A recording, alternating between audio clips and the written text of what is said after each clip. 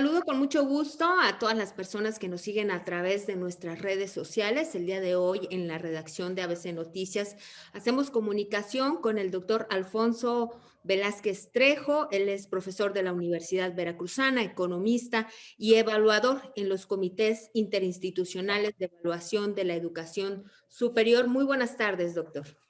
Buenas tardes, Elinet.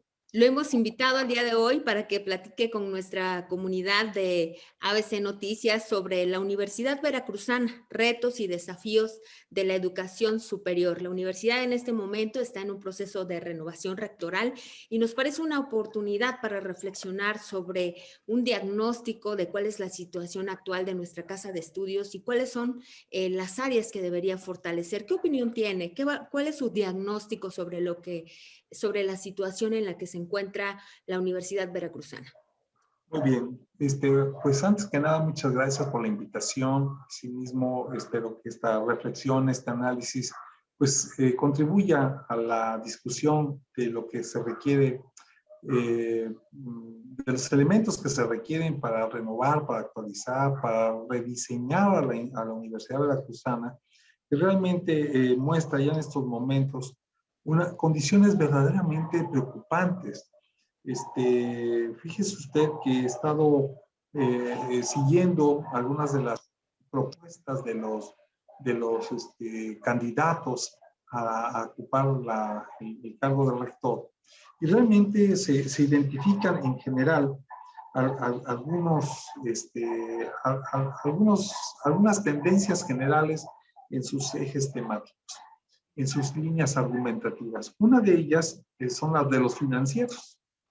Financieros nos dicen que la universidad está prácticamente a punto de colapsar porque van a venir crisis económicas, etcétera. Hay otros que plantean que hay una crisis administrativa, que hay que optimizar, que hay que racionalizar los procesos administrativos. Hay quienes hablan de los eclécticos, que son, que hablan un poquito de todo, que todo es problema y todo son áreas de oportunidad. Y hay algunos en donde realmente no se identifica alguna línea temática, realmente son ideas vagas, ¿no? Como la idea de que van a crear una universidad de clase mundial, que van a traer prácticamente a Harvard aquí, cosas que he escuchado verdaderamente disonantes y que me parece que están fuera del diagnóstico objetivo y claro que debe de hacerse en este tipo de cosas. Mire, en primer lugar, ¿cuál es la situación de la universidad? Yo le puedo decir que con números, con los números oficiales publicados por la numeralia institucional. Yo tengo un análisis del 2013 al 2020 que ocupa pues prácticamente 7 años de los 8 años que ha dirigido a la institución la doctora Sara Ladrón de Guevara, y que también que debo decir que no se debe cargar de todo el tema a las rectoras, porque finalmente es el resultado de un equipo de trabajo, es el resultado de la comunidad universitaria. Pero sí es un tema preocupante porque si usted empieza, por ejemplo, a analizar, ¿no? Por ejemplo, en los últimos 8 años, la matrícula solamente ha crecido 4.17%. La rectora recibió 62.129 estudiantes y va a entregar 65.000 estudiantes este año, ¿no? Si usted evalúa esto, significa que la universidad ha crecido medio punto porcentual en los últimos años. Ello es, ¿por qué es preocupante? Porque usted lo puede ver cada año en las filas que se hacen para ingresar a la universidad y los ejércitos de jóvenes talentosos, muchos promedios, mucha gente estudiosa, dedicada, que quedan fuera de la universidad en un examen de admisión que verdaderamente es incomprensible para muchos, ¿no? Usted se encuentra en jovencitos que eran 9 y 10 en sus preparatorias, buenas preparatorias, y resulta que no pasan un examen de admisión que tiene características porque lo diseñan en la Ciudad de México, no lo diseñan para la realidad de veracruzana. Pero bueno, Más allá de ese proceso, usted puede ver cómo cada año se vuelve un colapso social, este estancamiento de la universidad. El número de aspirantes rebasa por mucho a aquellos que tienen la capacidad de recibir la casa de estudios. Totalmente. Hablando de un 40-60. Totalmente, totalmente. Y quiero decirle que no nada más nos encontramos ante una institución que ya no atiende a una necesidad social como lo hacía antaño de manera significativa, sino que además usted observa una institución que es absolutamente insensible, ¿sí? O sea, no hace absolutamente nada por aquellos jóvenes que no pudieron acreditar el examen de admisión. ¿Cuál es el problema aquí? Que cuando usted va a otras universidades, ¿sí? Por ejemplo, Zacatecas, hay un semestre cero que apoya a los jóvenes para un examen que se hace en febrero, en enero-febrero, y vuelve a quedar un grupo de estudiantes que es importante, que se rescatan, ¿no? Le pongo un ejemplo de nuestro estancamiento. La Universidad Veracruzana en los 5 campus solamente acepta 590 y tantos, 600 alumnos de la Facultad de Medicina. Le voy a poner un paralelo para que veamos la dimensión del rezago institucional y de la insensibilidad. Mire, el estado de Nuevo León tiene 5.400.000 habitantes y la Universidad Autónoma de Nuevo León, que además es la primera o segunda mejor escuela de medicina, ¿sí?, del país, recibe 2.000 estudiantes, 1.200 estudiantes en enero, en julio, agosto, y 800 estudiantes en el mes de enero, febrero. Si nosotros sacamos por regla de 3 cuántos estudiantes de medicina debería tener Veracruz, tomando como referencia al estado de Nuevo León, pues deberíamos estar aceptando 2.700 estudiantes. O sea, usted tendría que multiplicar la oferta educativa de la veracruzana por 4 para que le diera los 2.400 de Nuevo León. Y todo, ¿sí me explico? Entonces, imagínese usted la dimensión de esto. Hoy en día resulta verdaderamente dramático ver que solamente hay una escuela de letras, una facultad de letras, hay una facultad de idiomas, hay una facultad de historia. Si estamos en un mundo global y nada más tienes una licenciatura, antes era la facultad de idiomas, la partieron en 2, hicieron la licenciatura en lengua francesa y la licenciatura en lengua inglesa. Antes era licenciado en idiomas, salían con capacidades en ambos idiomas, ahora nada más es en una buena. Voy a poner un ejemplo de cómo están por áreas del conocimiento. Si usted se va al área de artes, ¿sí? En el año 2013 tenían 1.543 estudiantes. Para el año 2020 tenían 1.544. O sea, durante 8 esforzados años de la gestión actual, solamente pudieron incrementar en un estudiante. A mí me parece verdaderamente ridículo. Bueno, vamos a pensar donde más, en el área económico-administrativa, tenía 16.178 estudiantes y ahora tenía en 2020 15.973, o sea, 205 estudiantes menos en el área económico-administrativa. En el área de humanidades, durante 8 años solamente se incrementó en 14 el número de estudiantes del área de humanidades. Entonces usted dígame, el área que más creció a pesar de todo el rezago en el área de salud, creció en 1.041 estudiantes en estos años y en el área técnica 890 estudiantes. El promedio general de crecimiento de estudiantes en 8 años fue del 4.17%, o sea, medio punto porcentual. Por eso yo lo que planteo a la comunidad es que el problema no es financiero, el problema no es administrativo, el problema no es ecléctico, no es el nuevo paradigma. El problema de la universidad es la crisis moral. Y la crisis moral no nada más es una cuestión. La moral parecía algo intangible.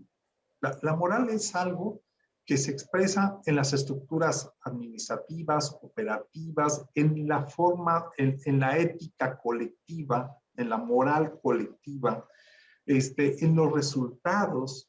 Si usted tiene esos resultados, pues realmente es inmoral venirse a presentar como el superrector cuando usted no ha hecho nada por hacer crecer esta universidad. Si nosotros...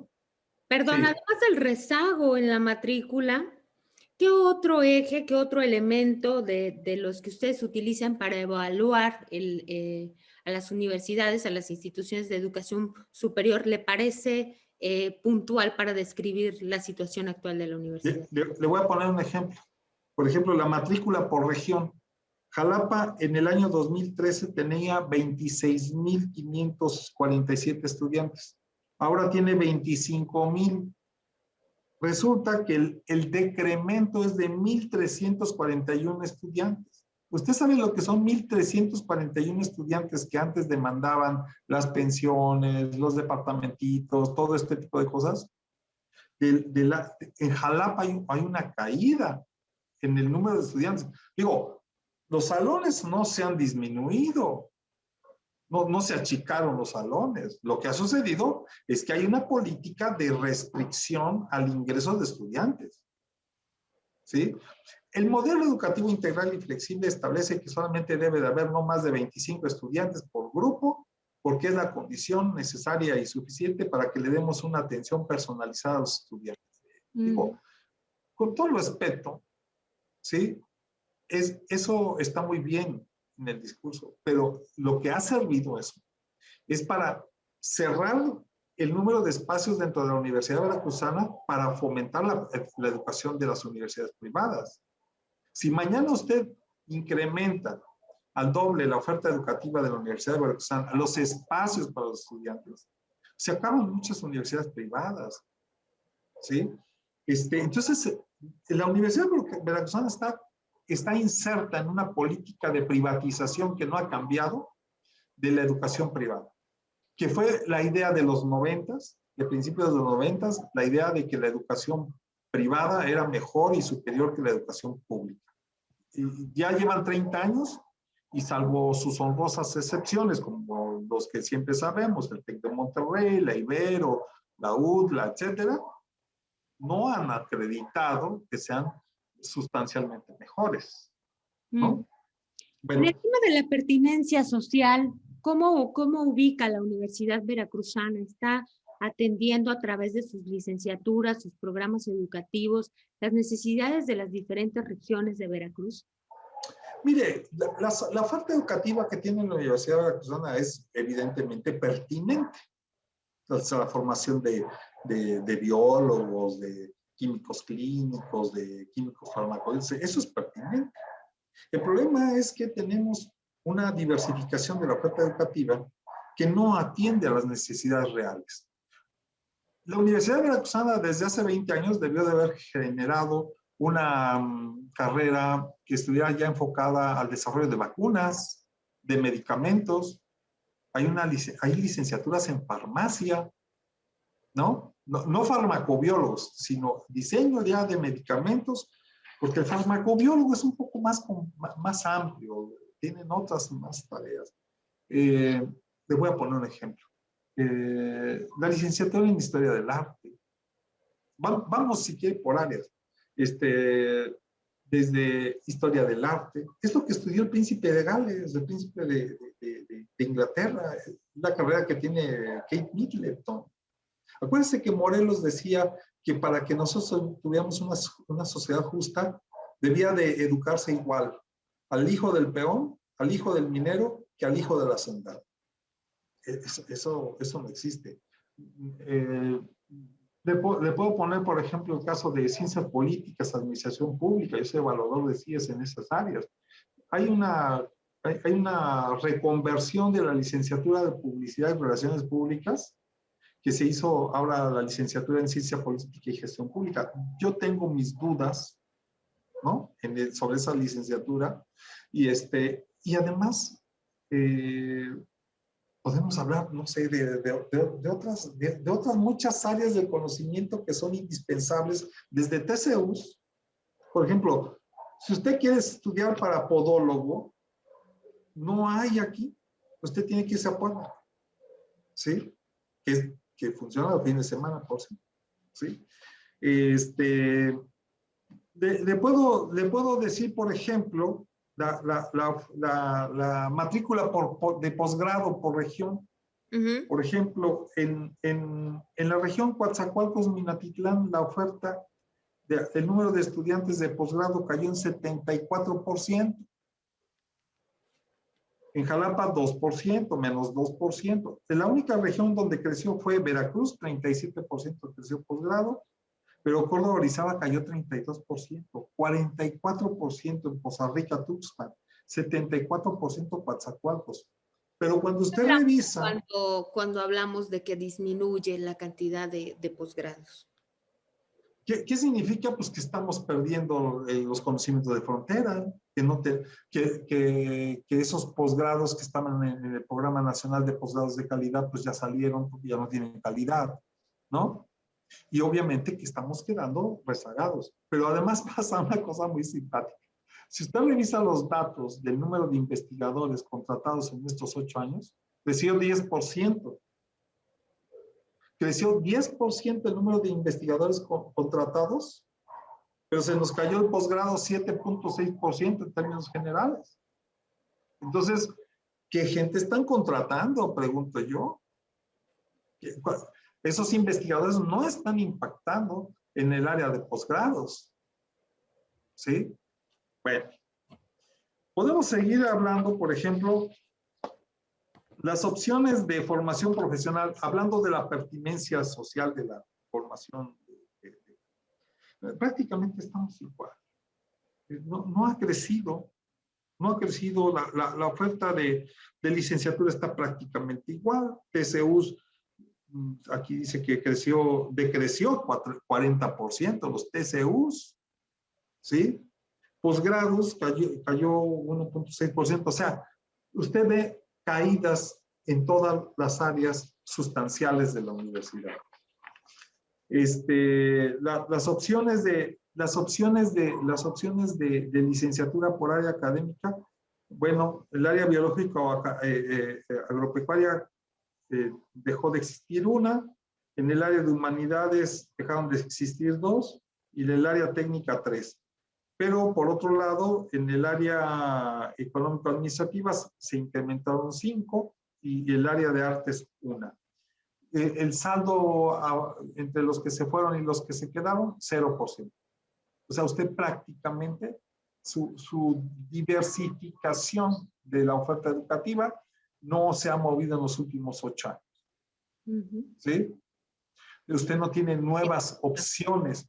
Si usted quiere estudiar el área de salud, usted es un joven que tiene 18 años y que a usted le gusta el área de salud, no tiene muchas opciones, ¿eh? Medicina, enfermería, odontología, química clínica, psicología, nutrición. ¿Odontología? ¿Cuál? ¿Odontología? Odontología, ya lo comenté. El área que arreglan a los muertos, histopatología, ¿cómo se llama? Esto. Patólogo embalsamador. Así es, no hay más, ¿eh? No hay más. Cuando hay otras carreras, por ejemplo, la UNAM tiene la licenciatura en neurociencias, que es una licenciatura que estudian 3 años en la UNAM y el último año lo hacen en Inglaterra, porque el jefe de investigación en Inglaterra es un egresado de la UNAM que se lleva a todos los chavos de esa carrera, ¿no? Necesitamos gente que esté estudiando los problemas derivados de las enfermedades cerebrales, ¿no? En el rubro del recurso humano, ¿qué observa en el nivel, por ejemplo, de contratación de personal, la gente que está trabaja de tiempo completo o los profesores que están trabajando en tiempo parcial y que deben emplearse en otro trabajo para completar el gasto? ¿Qué tanto impacta eso en los resultados de la universidad? Mire, la Universidad Veracruzana tiene tiene un estatuto del personal académico que establece una serie de criterios jurídicos, ¿no? Que permiten el ingreso, permanencia, promoción y hasta la conclusión de la relación laboral como académico. Yo considero que la universidad como espacio laboral es un espacio muy demandado. Sin embargo, debemos decirlo con mucha claridad, que muchas de las... Algo que se ha perdido en la universidad es el sentido de la excelencia académica, ¿sí? De la exigencia académica. ¿Por qué? Porque usted como profesor está obligado a estar siempre observando el tema de la eficiencia terminal. La política educativa, ¿sí? Su indicador principal es la eficiencia terminal y no, eso lo estableció desde Calderón y sigue vigente hasta la fecha. Entonces, usted no puede reprobar a tantos porque entonces dejas de ser rentable. Entonces, eso ha impactado a la baja la eficiencia terminal, la excelencia académica. Eso también el MEF le otorga al profesor el papel de facilitador. No puede ser, por ejemplo, yo escucho uno de los candidatos que dice que hay que fortalecer el papel protagónico de los estudiantes. El estudiante siempre ha tenido un papel protagónico y el maestro ha tenido un papel protagónico porque hay un proceso básico que se llama enseñanza-aprendizaje. Y aquí no hay, ¿y cómo se aprende? Pues del diálogo, del estudio, de la contrastación, de la disidencia, de la crítica. De eso se aprende. No de que tú como profesor ahora ya seas un facilitador. Entonces eres, pues no sé, no sé, a mí me parece hasta humillante que a un profesor universitario, un profesor o un catedrático se le diga un facilitador. Un profesor debe ser un profesor, debe ser una persona que motive, una persona que inspire a los estudiantes, no nada más por sus conocimientos, también por sus valores, por su desempeño profesional, ¿sí? Y eso se ha perdido. Mucho. Yo fui estudiante de la Facultad de Derecho y yo tenía como profesor de Derecho Civil al licenciado Bouzas Guillaumín, que era un magistrado de las salas civiles. Él te hablaba perfectamente no nada más de la teoría, de la doctrina, también de la práctica. Yo soy egresado de la Facultad de Economía y tuve excelentes profesores. Entonces, le digo, ahora esos estatutos y nuestra cultura están limitando las condiciones de un cambio civilizatorio. Por eso yo digo que el principal problema de la universidad es una crisis moral. La crisis moral es aquella que deriva de nuestras estructuras culturales, de nuestra forma, de los valores que promovemos.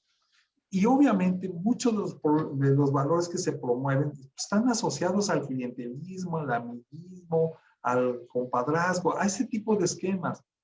Tenemos que romper, tenemos que pararnos de frente. Yo hice algunos ensayos. Digo que la comunidad debe pararse de frente y decir, a ver, necesitamos, así como vamos, no vamos a nada. Vamos a una catástrofe, ¿sí? Ahora resulta que llegan como profesores a la Universidad de Gusanas, quienes no pasaron el examen de admisión de la UB y se fueron a las universidades privadas. Y ahora llegan de profesores y de investigadores. Por eso el posgrado se le cayó, porque son los que están llegando, porque son los que tienen las relaciones políticas. No se privilegia el talento, no se privilegia la excelencia. Una de las candidatas dice que va a poner a todos los maestros a aprender inglés. Digo, no, ya, eso está perdido, ¿no? Está perdido, ¿sí? Dice, los muchachos de la preparatoria, que salen de la preparatoria del TEC de Monterrey, todos son bilingües. ¿Qué necesitamos? Un proyecto de profesores jóvenes del siglo XXI que ya desde que llegan son bilingües. A ver, dan ganas hasta de llorar. Pero hay una candidata que dice que va a poner a la UB al nivel de Harvard. Harvard trae en sus pasillos 20 premios Nobel. ¿No? El personaje más acreditado a nivel internacional de la UB era Sergio Pitol, que se nos murió hace unos años, porque era premio Cervantes de literatura. Eso fue lo mejor que tuvimos. Digo, usted dígame dónde veo, yo no veo que haya alguien que tenga siquiera para el Sergio Pitol, para el premio Cervantes, digo, ni el Premio Nacional de Ciencias, digo, la verdad. Entonces, la verdad, lo que hemos visto es que en el proceso de ingreso, pues llega todo tipo de personas que no tienen ningún nivel académico y menos el que se requiere para lo que viene. ¿Sí me explicó? Son puros compromisos, puros cuates.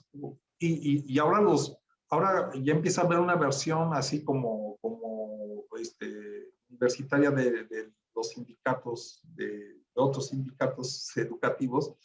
Pues ahora ya los hijos de los maestros pues ya están llegando, ¿no? Que ni siquiera estudian en la Universidad de Veracruzana, porque en su momento ni siquiera pudieron pasar el examen. Entonces, ¿cómo quiere usted excelencia? ¿Cómo quiere usted su Universidad de Harvard? ¿Cómo quiere? Digo, por favor, un profesor de Harvard da 3 horas de clases y todo el tiempo se dedica o a la investigación o son asesores en los grandes holdings norteamericanos, las grandes empresas. Van a dar a Harvard clases gratis, no cobran, porque Harvard es prestigio, ¿no? Les pagas la Ford, la Chrysler, la General Motors, pues para que vayan a dar una plática.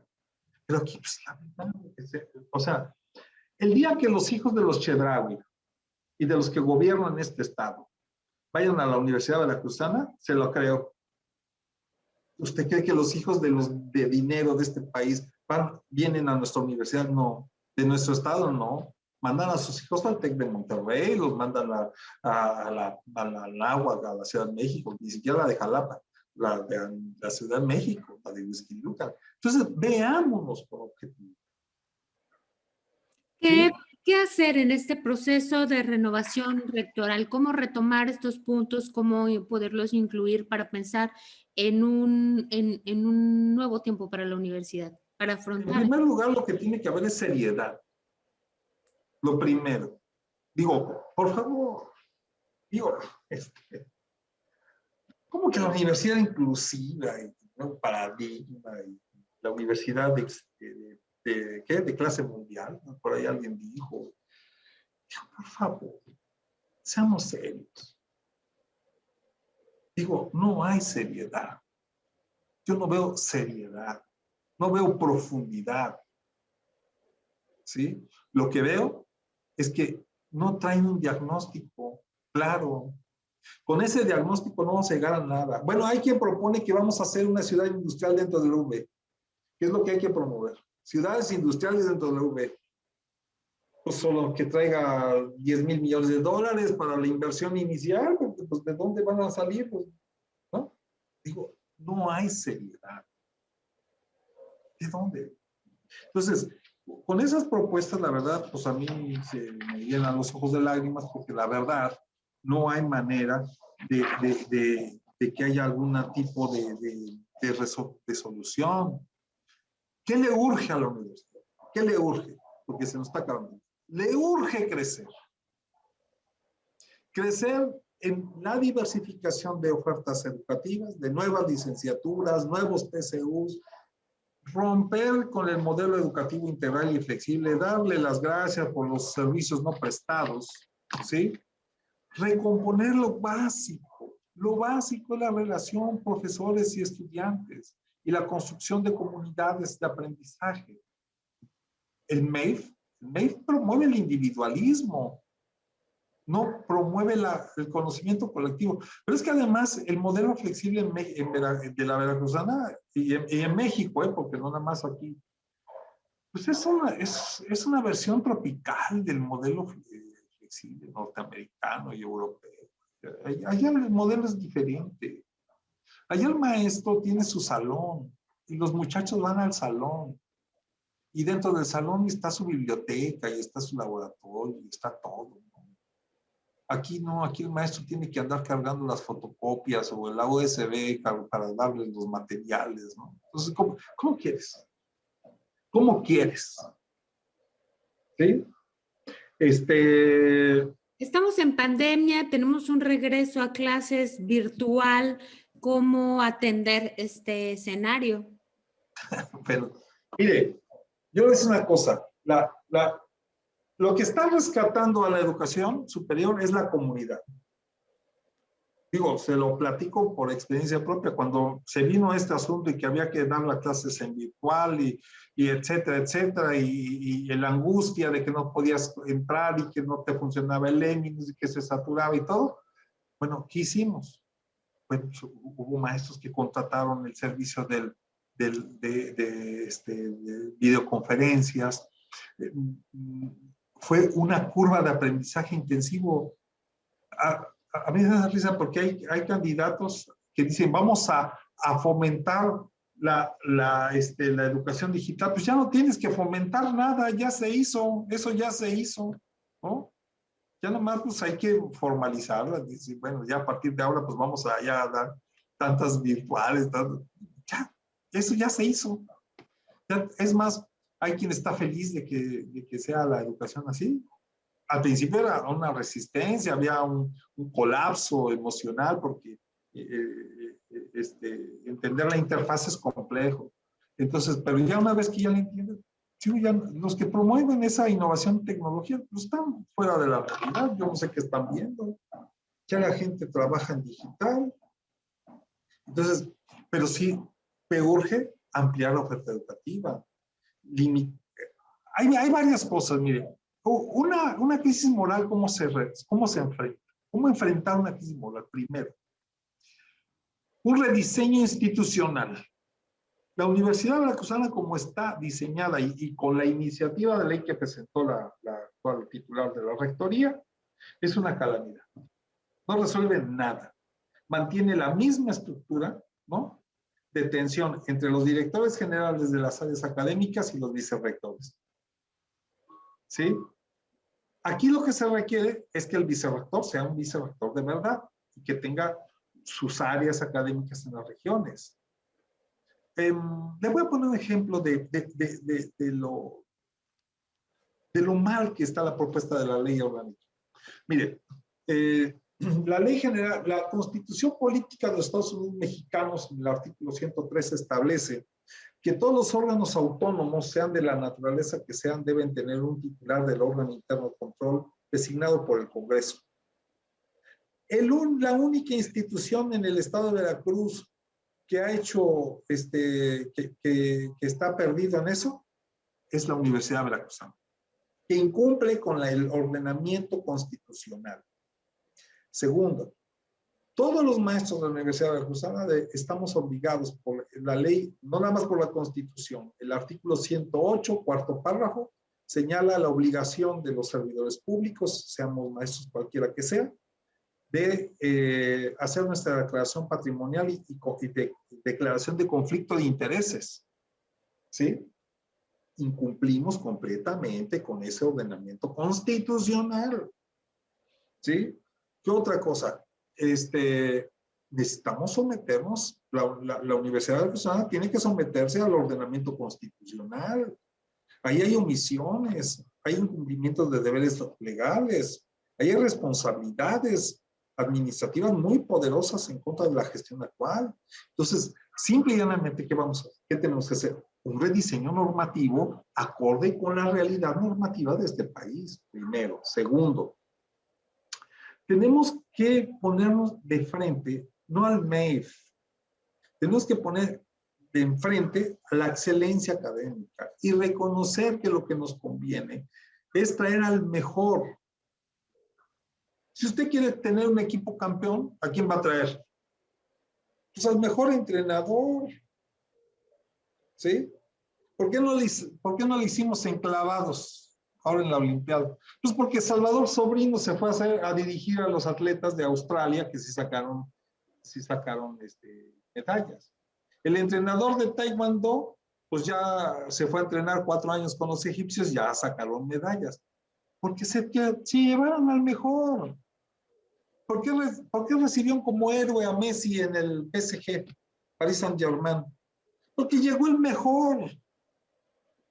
Aquí cuando llega el mejor lo grillan, lo tenebrean, lo banquean, ¿no? Pues es como a Hugo Sánchez, ¿no? Entonces, ¿qué tenemos que hacer?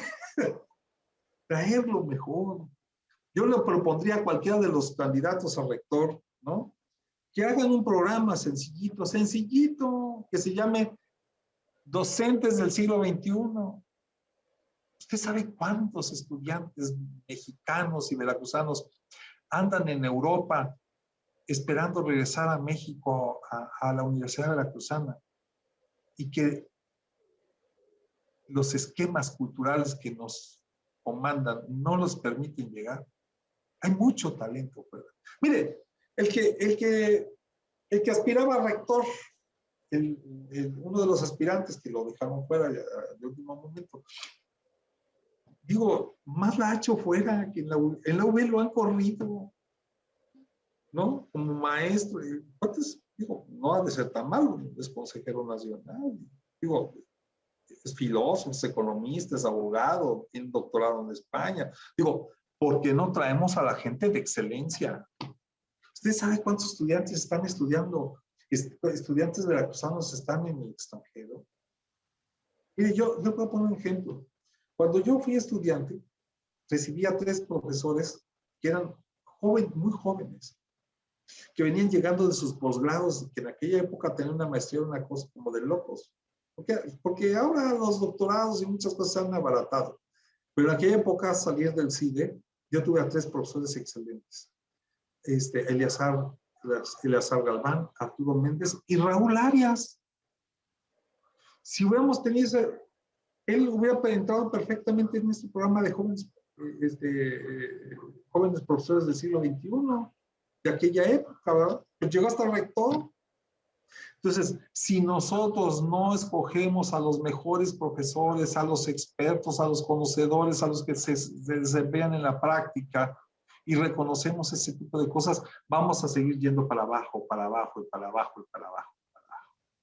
¿Sí? Doctor Alfonso Velázquez Trejo, le agradezco muchísimo que se haya puesto en comunicación con nosotros, que hayamos podido entablar esta conversación. ¿Algún comentario para cerrar esta charla? Bueno, pues solamente que les deseo mucha suerte a quien quede de titular en la rectoría y que la va a necesitar, pero sobre todo va a necesitar mucho valor civil si quiere cambiar la mentalidad de una comunidad mire, aquí hay un dilema civilizatorio, ¿sí? Hay un dilema civilizatorio. O cambiamos nuestra forma de entender las cosas y de actuar, o nos va a llevar a la tristeza como sociedad. Si nosotros no entendemos que no podemos seguir aceptando 600 alumnos en medicina porque tenemos un estado de 8 millones de habitantes y que no hay médicos suficientes para atender y que se está muriendo ahora con el COVID, bueno, entonces no entendemos nada, ¿sí? Pero vamos a las experiencias exitosas. Nuevo León, a Jalisco, a la UNAM, al Politécnico, ¿sí? ¿Cómo hacen eso? Entonces, nos conviene empezar a reflexionar esto de otra manera, ¿sí?